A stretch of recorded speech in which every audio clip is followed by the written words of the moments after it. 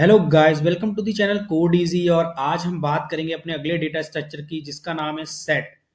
तो इसके पहले हमने दो डेटा स्ट्रक्चर पढ़े थे। पहला हमने पढ़ा था लिस्ट और सेकंड हमने पढ़ा था टपल। तो आज हम सेट की बात करेंगे, थर्ड डेटा स्ट्रक्चर। ये भी बहुत ज़्यादा यूज होता है पाइथन में।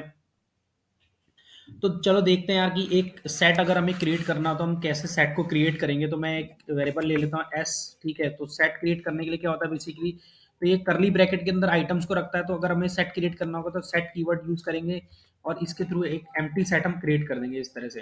तो ये हमारा एक सेट बन चुका है। ठीक है, S as an set use होगा। अब उसके बाद क्या करना है, तो सेट में दो तीन प्रॉपर्टीज होती हैं यार। जैसे कि सेट में हम क्या है, कोई भी आइटम को ना मॉडिफाई नहीं कर सकते, तो अनचेंजेबल होता है।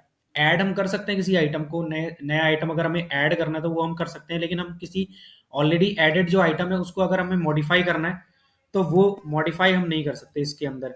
ठीक है, डुप्लीकेट्स नहीं अलाउ होते हैं सेट के अंदर। अनऑर्डर्ड डेटा स्ट्रक्चर है ये। जैसे कि हमने देखा, लिस्ट और टपल जो है वो ऑर्डर डेटा स्ट्रक्चर है। जिस ऑर्डर में हम लोग स्टोर करते हैं अपने एलिमेंट्स को, उसी ऑर्डर में हमारे एलिमेंट प्रिंट होते हैं। लेकिन इसमें हम कह नहीं सकते कि अगर जिस ऑर्डर में हमने स्टोर किया एलिमेंट वही वही ऑर्डर हमें मिलेगा जब हम आइटम को एक्सेस कर रहे होंगे या आइटम को प्रिंट कर रहे होंगे। ठीक है, तो देखते हैं कि इसमें आइटम को किस तरह से एक्सेस किया जाता है। तो इसमें इंडेक्सिंग तो होती नहीं है क्योंकि ये करली ब्रैकेट के अंदर होते हैं। कोई की वैल्यू पेयर भी ऐसा नहीं है, और ना इसमें राउंड ब्रैकेट यूज होता है, करली ब्रैकेट यूज होता है। तो इसके अंदर इंडेक्सिंग चलती नहीं है। तो विदाउट इंडेक्सिंग हम कैसे इसको प्रिंट करेंगे वो हम देख लेते हैं एक बार। तो मैं एक सेट डिफाइन कर देता हूँ। मैंने ऐसे एक सेट बना दिया है। ठीक है, या तो ऐड मेथड में अभी आपको एक बार बताऊंगा, उसके उसके पहले मैं क्या कर लेता हूँ, ये एक मैं S1 करके बना देता हूँ। और ये करली ब्रैकेट के अंदर इस तरह से होता है सेट। ठीक है, यहाँ पे मैं कुछ आइटम डाल देता हूँ। 4 आइटम मैंने डाल दिए। अब मैं इन्हें एक्सेस कैसे करूंगा, तो मुझे फॉर लूप, क्योंकि इंडेक्सिंग तो चलती नहीं है, तो मुझे फॉर लूप से इन्हें एक्सेस करना पड़ेगा। आई इन S1 कर दिया मैंने, यहाँ पे प्रिंट कर दिया मैंने अपने आई को, क्योंकि आई में क्या होगा, S1 से एक एक करके एलिमेंट जाता रहेगा और ये प्रिंट करता रहेगा इसे। तो यहाँ पे 4 एलिमेंट मैंने प्रिंट कर दिए हैं, मेरे 4 एलिमेंट प्रिंट हो चुके हैं यहाँ पे। ठीक है, अगर मुझे चेक करना है यार कि अगर सेट में, अगर मुझे मैं चेक करना चाहता हूँ सेट में मेरा ये वाला एलिमेंट एग्जिस्ट करता है कि नहीं करता है, तो वो मैं कैसे चेक कर सकता हूँ। सपोज मेरे पास S1 था, उसके अंदर 4 है, 1 2 3 4 4 एलिमेंट रखे हुए हैं। ठीक है, मुझे चेक करना है कि 1 जो है वो सेट में एग्जिस्ट करता है कि नहीं करता है। तो प्रिंट करा लेता हूँ मैं 1 इन S1 कर देता हूँ। इस तरीके से हम चेक कर सकते हैं अपने एलिमेंट को। किसी भी एलिमेंट के लिए आप चेक कर सकते हो, या तो ये ट्रू देगा या फॉल्स देगा। जैसे कि मैंने 4 एलिमेंट डाले हैं S1 के अंदर, 5 नहीं है इसमें। ठीक है, मैं 5 के लिए चेक करूंगा तो ये मुझे फॉल्स रिटर्न करके देगा यहाँ पे। तो इसने मुझे फॉल्स रिटर्न करके दे दिया यहाँ पे। ठीक है, अब क्या है कि चेंज आइटम, अगर कोई आइटम को चेंज करना है तो वो हम नहीं कर सकते इसके अंदर। अगर कोई, एक बार हमने सेट क्रिएट कर दिया तो हम उसके आइटम्स को चेंज नहीं कर सकते, लेकिन नया आइटम हम ऐड कर सकते हैं। तो हम देखेंगे अब कि हम नया आइटम किस तरीके से ऐड कर सकते हैं अपने सेट के अंदर। तो अगर सेट के अंदर हमें नया आइटम ऐड करना है तो उसके लिए सेट का एक मेथड होता है ऐड मेथड। तो उसका यूज करके हम सेट के अंदर एक नया आइटम ऐड कर सकते हैं। जैसे 5 अभी सेट के S1 के अंदर नहीं है, तो मैं लिखता हूँ S1 डॉट एड। यहाँ पे मैंने 5 डाल दिया। ठीक है, उसके बाद मैं क्या करूंगा, नीचे S1 को प्रिंट करा लूंगा। यहाँ पे प्रिंट S1, प्रिंट S1 किया मैंने। एक बार मैं इसको रन करके देखता हूँ। तो मेरे सेट में कितने एलिमेंट थे, S1 के अंदर 1 2 3 4 था। यहाँ पे 1 2 3 4 था। मैंने क्या किया, 5 को ऐड किया S1 के अंदर। ठीक है, और फिर मैंने प्रिंट कराया तो 1 2 3 4 5, यानी कि 5 एलिमेंट हो गए। मतलब मॉडिफाई आप नहीं कर सकते किसी एलिमेंट को, लेकिन कोई एक नया एलिमेंट अगर सेट के अंदर आपको ऐड करना है तो वो आप कर सकते हो। और दूसरी चीज मैंने बताई थी, इसके अंदर डुप्लीकेट ऐड नहीं होते। तो अगर आपने एक बार ऐड कर दिया है S1 5 कर दिया है, अब दोबारा से अगर आप S1 डॉट एड 5 करोगे और प्रिंट S1 करोगे तो वो एक ही बार आपको शो करेगा 5। जैसे लिस्ट और टपल में क्या होता है, हम दोबारा से क्या कर सकते हैं, एलिमेंट को डुप्लीकेट कर सकते हैं। मतलब 2 बार एक एलिमेंट को हम कर सकते हैं, लेकिन इसमें क्या होता है कि ये डुप्लीकेट एलिमेंट को अलाउ नहीं करता। ठीक है, तो मैंने किया, दोबारा से ऐड किया, S1 डॉट एड 5 किया, लेकिन उसमें क्या आ रहा है, मेरे सेट के अंदर 1 2 3 4 5 5 ही एलिमेंट दिखा रहे हैं 6 की जगह। ठीक है, तो ये डुप्लीकेट अलाउ नहीं करता, ये भी हमने यहाँ पे देख लिया है। ठीक है, अब क्या कर सकते हैं हम लोग, एक एलिमेंट का हमने ऐड कर दिया, तो अब चाहते हैं कि यार 2 सेट है मेरे पास। ठीक है, तो एक एक सेट है मेरे पास सेट 1 और दूसरा है सेट 2। ठीक है, तो सेट 2 के जो एलिमेंट्स हैं वो सेट 1 में मुझे अपडेट करने हैं, तो वो मैं कैसे कर सकता हूँ, उसके लिए अपडेट मेथड आता है।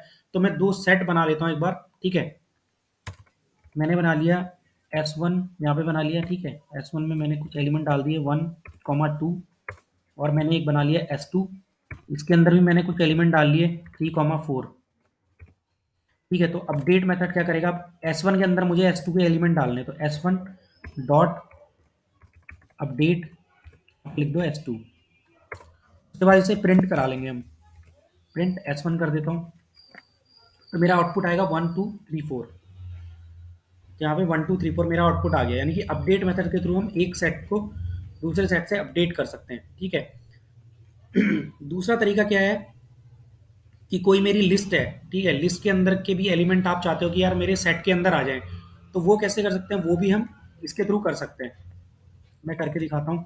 सपोज मेरी कोई लिस्ट थी, लिस्ट अंडरस्कोर 1 करता हूँ, यहाँ पे मैं डाल देता हूँ 6 7, और ये वाला मैं सेट S1 ले लेता हूँ। S1 के अंदर मैं क्या करूँगा, इस लिस्ट के आइटम को अपडेट करूँगा। तो वो कैसे कर सकता हूँ, मैं लिस्ट के भी कर सकता हूँ, टपल के भी कर सकता हूँ, दोनों के एलिमेंट को मैं अपडेट कर सकता हूँ सेट के अंदर। तो S1 डॉट अपडेट मेथड चलाएंगे और मैं ये लिस्ट डाल दूंगा इसके अंदर, लिस्ट अंडरस्कोर 1। ठीक है, उसके बाद क्या करूँगा, मैं S1 को एक बार देख लेता हूँ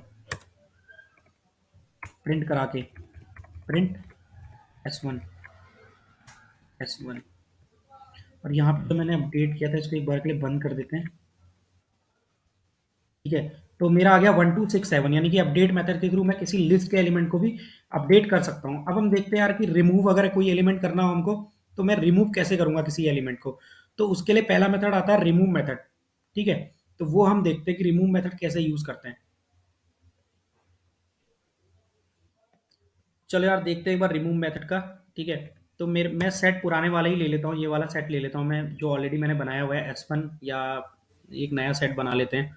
ठीक है, यहाँ पे दोबारा से S1 बना लेते हैं एक बार। S1 में डालता हूँ 1 2 3 4। ठीक है, अब मुझे रिमूव मेथड यूज करना है, तो S1 डॉट रिमूव। ठीक है, इसके अंदर क्या करता हूँ, दो को रिमूव कर देता हूँ सेट से और इसको प्रिंट करा लेता हूँ एक बार में, प्रिंट मैंने करा दिया S1।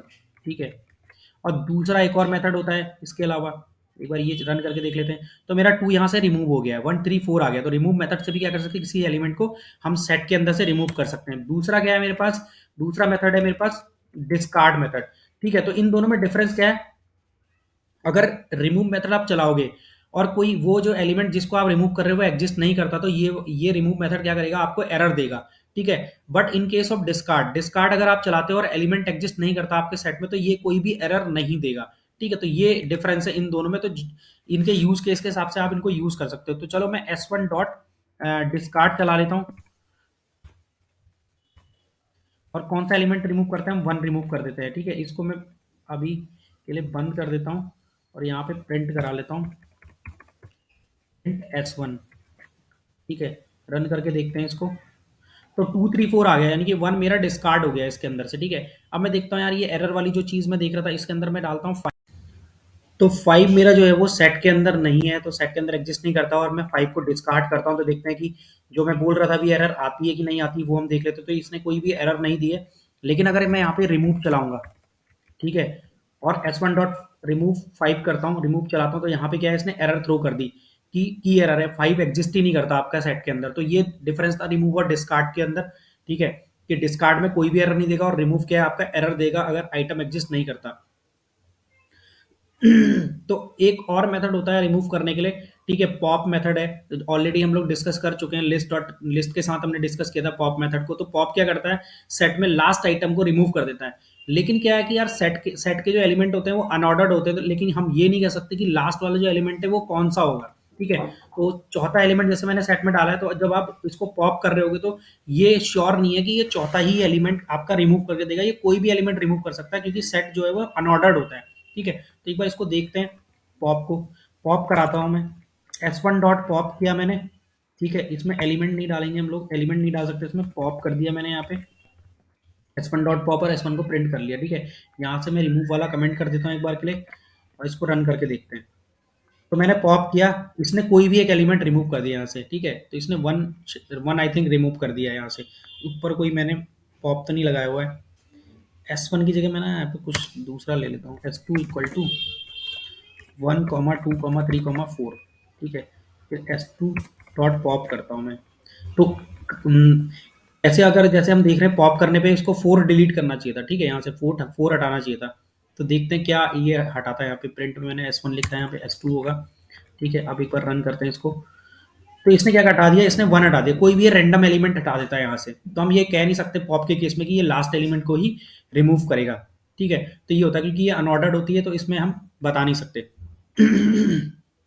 और ये पॉप क्या करता है, आपको जो रिमूव्ड आइटम होता है वो रिटर्न करके देता है, तो वो आप पता कर सकते हो कि मेरा कौन सा एलिमेंट पॉप हुआ है। ठीक है, उसके बाद नेक्स्ट मेथड आता है कि यार क्लियर। क्लियर हमने देखा था कि अगर सेट को आपको एम्प्टी करना हो तो आप क्लियर यूज कर सकते हो। तो जैसे मैं s2 डॉट क्लियर यूज करूंगा, ठीक है, यहाँ पे पॉप में हटाता हूँ, यहाँ पे s2 डॉट क्लियर करूंगा तो मेरी सेट क्या हो जाएगी, एम्प्टी हो जाएगी, नन आ गया, मेरा कुछ भी नहीं है अब मेरे सेट के अंदर। ठीक है, और एक और मेथड रहता है मेरा डिलीट। ठीक है, डिलीट सेट करूंगा तो ये क्या कर देगा, सेट को कंप्लीटली डिलीट कर देगा। तो उसका सिंटेक्स क्या होता था मेरा, del और अपने सेट, अपना जो भी वेरिएबल है आपका जिसमें आपने सेट या लिस्ट जो भी स्टोर करी हुई है वो आप डाल दो। तो मेरा s2 था जिसके अंदर सेट था, मैं del s2 करता हूँ तो ये रिमूव कर देगा मेरे इसको। तो इसको मैं प्रिंट के अंदर नहीं कर सकता, मुझे बाहर ही चलाना पड़ेगा। ये करा, उसके बाद आप s2 को प्रिंट करो तो s2 है ही नहीं, अब s2 को ही डिलीट कर देगा मेमोरी से। तो ये डिलीट कर दिया, आप यहाँ पे एरर दे रहा है क्योंकि s2 तो है ही नहीं, उसने मेमोरी से ही हटा दिया। ठीक है, लेकिन एम्प्टी, लेकिन क्लियर के केस में क्या होता है, s2 वेरिएबल तो रहता है लेकिन उसके अंदर के एलिमेंट रिमूव हो जाते हैं क्लियर के केस में। ठीक है, इसके बाद हम देखते हैं लूप। ठीक है, तो लूप तो वही है, वाइल लूप और हमारा फॉर लूप। ठीक है, तो वो दोनों चलेंगे इसमें, जिस तरह से हमने लिस्ट में और उसमें काम किया था तो उनमें चलाए थे, उसी तरह से इसमें भी काम करेंगे हम लोग लूप के थ्रू। तो स्टार्ट करते हैं एक बार फॉर लूप से। ठीक है, फॉर लूप से कैसे प्रिंट कर सकते हैं वैल्यू को, इसमें इंडेक्सिंग नहीं होती, ये ध्यान में रखना है हमको। तो फॉर आई इन लिस्ट मेरी s2 है, मैं s2 को ही उठा लेता हूँ यहाँ पे। ठीक है, और प्रिंट कर दूंगा मैं i को, क्योंकि s2 क्या अभी वैल्यू देगा मुझे। यहाँ पे आई को मैंने प्रिंट कर लिया, ये डिलीट वाले स्टेटमेंट, और ये मैं हटा देता हूँ अभी के लिए। देखते हैं आइटम हमारे प्रिंट हो रहे हैं, 1 2 3 4 इसने प्रिंट करके मुझे दे दिया है। ठीक है, ऐसे ही क्या है, इसमें इंडेक्सिंग तो होती नहीं, इंडेक्स से मैं एक्सेस नहीं कर सकता, तो इंडेक्स वाला इसमें लूप हम चला के नहीं देख रहे। उसके बाद हम वाइल लूप देखते हैं, वाइल में कैसे करेगा ये, while I is less than length of s2 की मैंने लेंथ निकाल ली है यहाँ पे। जब तक आई जो है वो लेंथ से छोटा है तब तक ये लूप चलता रहेगा। उसके बाद मैं क्या करा दूंगा, प्रिंट करा दूंगा, प्रिंट करा दूंगा। अब भी क्या है, इसमें वाइल लूप से हम लोग एक्सेस नहीं करेंगे, क्योंकि वाइल लूप में क्या है बेसिकली, जैसे मैंने बताया था, ये इंडेक्सिंग वाले में फंस जाएगा कि इंडेक्सिंग वाला इसमें ना यूज नहीं होगा। तो केवल इसमें क्या कर सकते हैं, हम फोर लूप ही चला पाएंगे इसमें, क्योंकि इंडेक्सिंग तो होती नहीं है, तो कैसे हम इंडेक्स से वैल्यू गेट करेंगे, तो ये इसमें चलेगा नहीं वाइल लूप हमारा। उसके बाद क्या है इसमें सेट में और क्या रहता है हमारा। ठीक है, ज्वाइन कैसे करना, तो ज्वाइन के लिए दो मेथड है मेरे पास, एक यूनियन है, ठीक है, और एक है अपडेट मेथड। तो दोनों एक बार चला के देख लेते हैं कैसे काम करता है यूनियन मेथड। ठीक है, सपोज मेरे पास एक सेट है s1 इक्वल टू, मैंने एक सेट बनाया 1,2 और s2 भी एक सेट बना लिया। ठीक है, s2 इक्वल टू 3,4 बना लेता हूँ मैं, 3,4। अब दोनों को अपडेट करना है, यूनियन करना है, s1 डॉट, तो s1 डॉट यूनियन हम s2 करेंगे। ठीक है, s1 डॉट यूनियन हम करेंगे s2 यहाँ पे, अब प्रिंट करा लेंगे अपने s1 को, देख लेते हैं क्या आता है s1 के अंदर। ठीक है, ये ज्वाइन के मेथड है कि दो दो अगर आपके सेट है तो उनको कैसे ज्वाइन करना है आपको। ठीक है, तो यहाँ पे आ गया मेरा s1 डॉट यूनियन, मैंने कर दिया s2, मेरा s1 के अंदर क्या था, फन पड़ा हुआ था, और s3 के अंदर मेरा था। तो अब क्या है बेसिकली, मेरे को ना एक वेरिएबल यहाँ पे बनाना पड़ेगा s3, जिनके अंदर मैं इन दोनों को असाइन करूंगा। तो दोनों यूनियन होके एक वेरिएबल में असाइन करने पड़ेंगे मुझे, तभी ये दिखाएगा। s1 नहीं अपडेट होगा इस केस में। ठीक है, तो मैंने S3 किया तो मेरा आ गया 1 2 3 4, यहाँ पे आउटपुट आ गया। तो दो, अगर यूनियन के थ्रू भी आप ज्वाइन कर सकते हो और अपडेट मेथड का यूज करके भी आप क्या कर सकते हो, ज्वाइन कर सकते हो। जैसे कि मैंने s1 डॉट यूनियन s2 किया, तो ये क्या करता है ना, किसी और वेरिएबल में ज्वाइन करके एक नई सेट बना देता है, s3 में एक नया सेट क्रिएट करता है। लेकिन अपडेट वाले मेथड में क्या करेगा, एक नया सेट नहीं क्रिएट करता। जैसे अपडेट में क्या करेगा, s1 डॉट अपडेट करता हूं मैं s2, तो ये क्या करेगा, s1 में ही अपडेट कर देगा s2 को। ठीक है, तो आपका एक नया वेरिएबल बनाना नहीं पड़ेगा आपको, नए वेरिएबल बनाने से बच जाओगे आप लोग। ठीक है, तो यहाँ पे मैं s1 को प्रिंट कराऊंगा तो वो सेम ही मेरे को आउटपुट देगा। इसको मैं एक बार बंद कर देता हूँ यहाँ पे। ठीक है, दोनों में डिफरेंस भी दिख जाएगा हमको। तो इसने 1 2 3 4 कर दिया, तो क्या था, यूनियन के केस में हमें एक नया वेरिएबल बनाना पड़ा था, इसने क्या करता है, s1 डॉट यूनियन s2 किया, तो इसने एक नया क्या करा, रिटर्न करके नया एक सेट रिटर्न किया, जिसको मैंने s3 में स्टोर कराया और s3 को प्रिंट कराया, तो मेरा क्या हो गया, यूनियन हो गया। लेकिन S1 डॉट अपडेट मेथड में क्या होता है, ये क्या करता है, ये रिटर्न क्या करता है, ये बेसिकली क्या कर देता है, अपडेट कर देता है जो पुराना वाला सेट है, जो आपने S1 ले रखा है जिस पे आप अपडेट चला रहे हो, उसको ही अपडेट कर देगा जो आपने दूसरे सेट की वैल्यूज है, उसके दूसरे सेट की वैल्यूज को आपके पहले सेट में अपडेट कर देगा, और प्रिंट S1 करोगे तो आपका अपडेटेड सेट आपको मिल जाएगा। तो इतना ही है यार, सेट में काफ़ी चीज़ें हो गई, हमने मेथड भी क्लियर कर लिए हैं सारे। तो इसमें इंडेक्सिंग नहीं होती, पहली चीज़ ध्यान में रखनी है आपको, ठीक है। इसमें इंडेक्स काम नहीं करते, अनऑर्डर्ड होता है ये, किसी भी ऑर्डर में आपके एलिमेंट प्रिंट होंगे। इसमें अनचेंजेबल होता है, मॉडिफाई नहीं कर सकते इसको, लेकिन एलिमेंट्स को ऐड कर सकते हैं इसके अंदर हम लोग, ठीक है। डुप्लीकेट्स को अलाउ नहीं करता, जहाँ पे भी आपको डुप्लीकेट नहीं चाहिए हो वहाँ पे आप यूज़ केस है इसका, वहाँ पे आप इसको यूज़ कर सकते हो, ठीक है। जैसे आपको डुप्लीकेट एलिमेंट रिमूव करने हैं, उस तरह के आप प्रोग्रामिंग कर रहे हो, तो वहाँ पे आप इसको यूज़ कर सकते हो। करली ब्रैकेट के थ्रू हम सेट को डिफाइन करते हैं, और सेट कीवर्ड होता है जिससे कि हम एक एम्प्टी सेट क्रिएट करते हैं। तो ये सब था इस सेट के अंदर। आगे हम बढ़ेंगे, अगली वीडियो में हम डिक्शनरी देखेंगे, डिक्शनरी में कैसे काम करते हैं। 4 हमारे डेटा स्ट्रक्चर हो जाएंगे जो कि बहुत ही इंपॉर्टेंट है पाइथन के पॉइंट ऑफ व्यू से। पाइथन में काम करें तो ये 4 डेटा स्ट्रक्चर में आना चाहिए आपको काम करना। तो ठीक है यार, अभी के लिए वीडियो में इतना ही करते हैं, नेक्स्ट वीडियो में मिलते हैं। तब तक के लिए thank you so much for watching, और प्लीज़ अगर अच्छी लगी हो वीडियो आपको तो प्लीज़ लाइक कर देना, शेयर कर देना एंड सब्सक्राइब कर देना।